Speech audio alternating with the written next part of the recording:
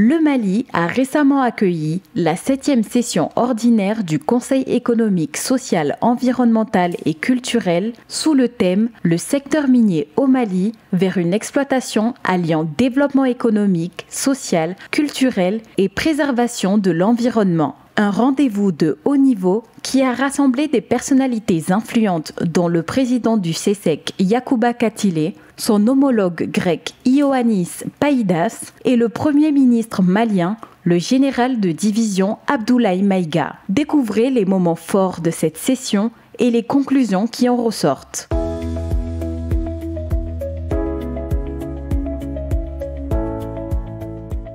Mesdames et messieurs, c'est avec un immense honneur et un profond sens de responsabilité que je prends la parole ce matin pour déclarer ouverte la 7e session ordinaire de la 6e mandature de notre institution, le Conseil économique, social, environnemental et culturel du Mali.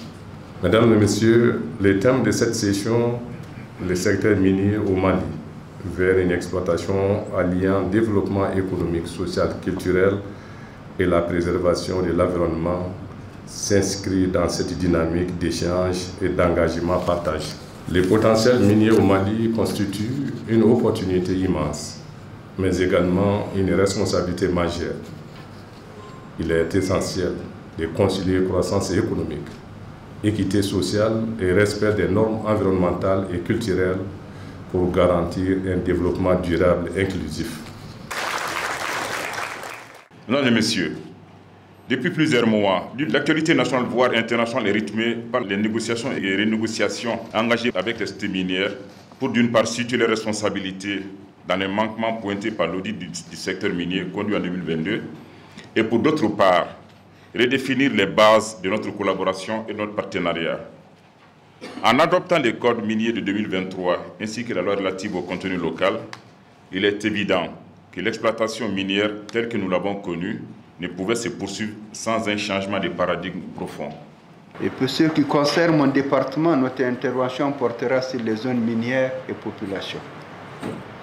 L'expression question de population est assez générale et complexe.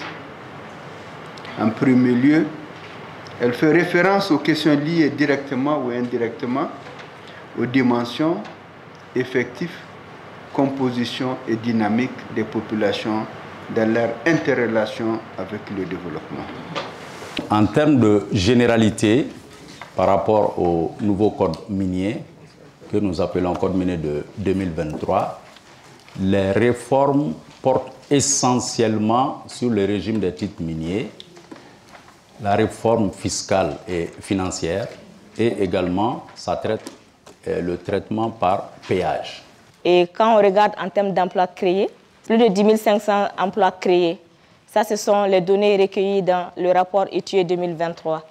Et quand on regarde au titre de l'année 2023, les rapports de l'Observatoire national de l'emploi et de la formation, le secteur privé a créé à peu près 21 000 emplois.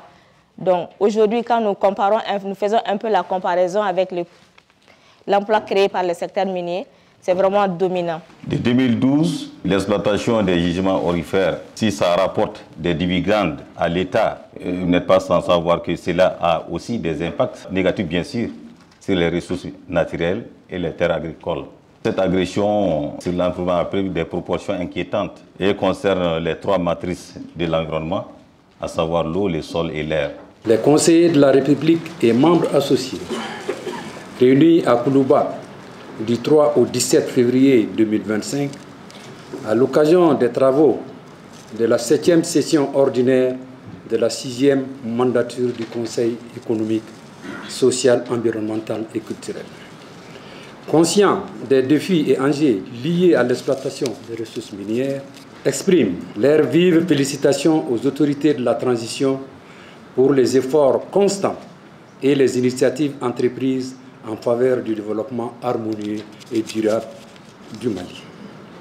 Salue la vision et l'engagement des autorités de la transition en faveur d'une gestion responsable des ressources minières.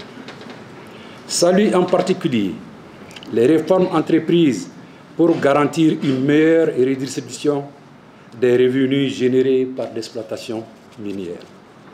salue les actions menées pour assurer un équilibre entre l'exploitation économique, la protection de l'environnement et bien-être social des populations. Après 14 jours d'échanges, de réflexion, nous comprenons aisément que le Conseil économique, social, environnemental et culturel est et demeure une force de proposition. Mais ceci dit, et soyez rassurés, nous allons également faire une exploitation optimale de toutes les propositions, de toutes les recommandations issues de vos 14 jours d'échanges et de travaux.